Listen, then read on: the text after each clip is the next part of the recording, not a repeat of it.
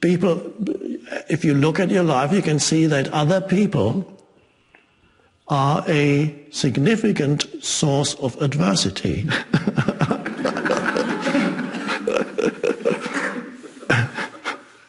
Not earthquakes are relatively rare compared to that. Maybe a milder form of adversity, but it's always there. And earthquakes only come maybe once or twice in a lifetime, if that. For most people, not even that. But for everybody, the adversity of other people is there all the time. Can't get rid of them. And if you get rid of some, then other people come into your life, and then after a little while, they assume the same role. They become the source of adversity.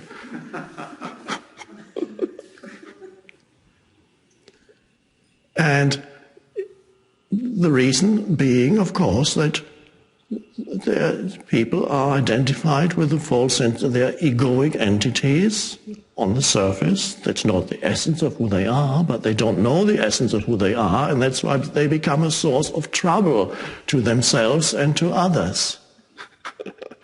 That's normal life.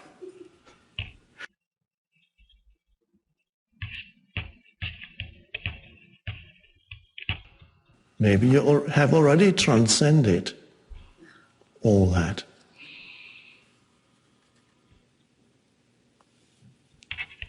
There's the old lady, it reminds me of that story. The pastor asks, I don't know if I can get it right, the pastor in church asks, let's all forgive our enemies, and is there anybody, okay, let's do it now. Is there anybody left here, then he asks, who has not forgiven their enemies? And an very old lady puts her hand up and says, why is that? Why haven't you forgiven them? She said, I have no enemies. Oh, isn't that wonderful? Look, please come up here and talk to us. This old lady here says she has no enemies.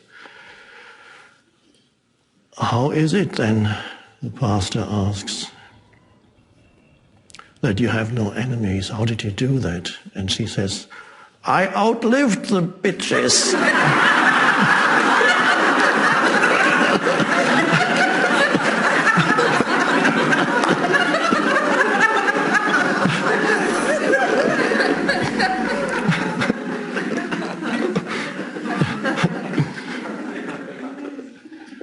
And of course, that's not transcendence.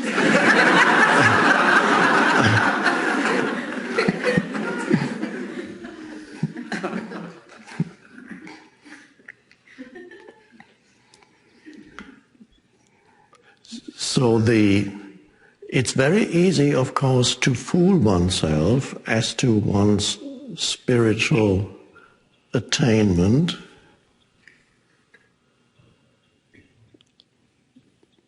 But if you are doubtful, a good test, of course, is how you respond to adversity in your life. That will give you an indication of your level of consciousness or state of consciousness.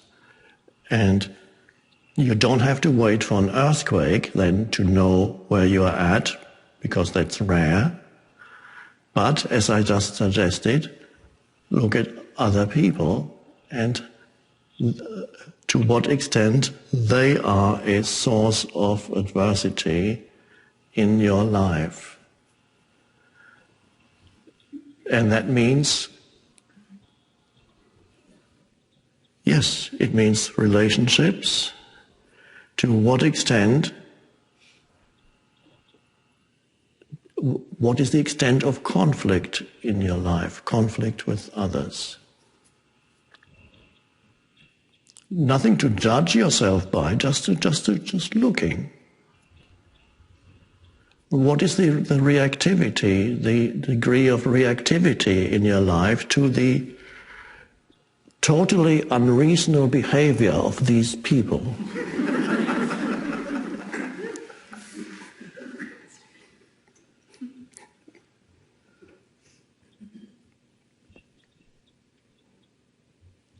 How reactive are you when something goes wrong, somebody doesn't do what they're supposed to do?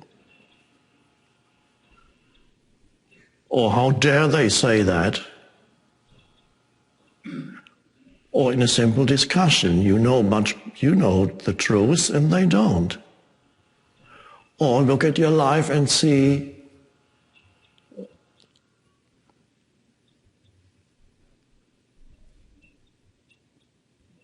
conflict. See, for example,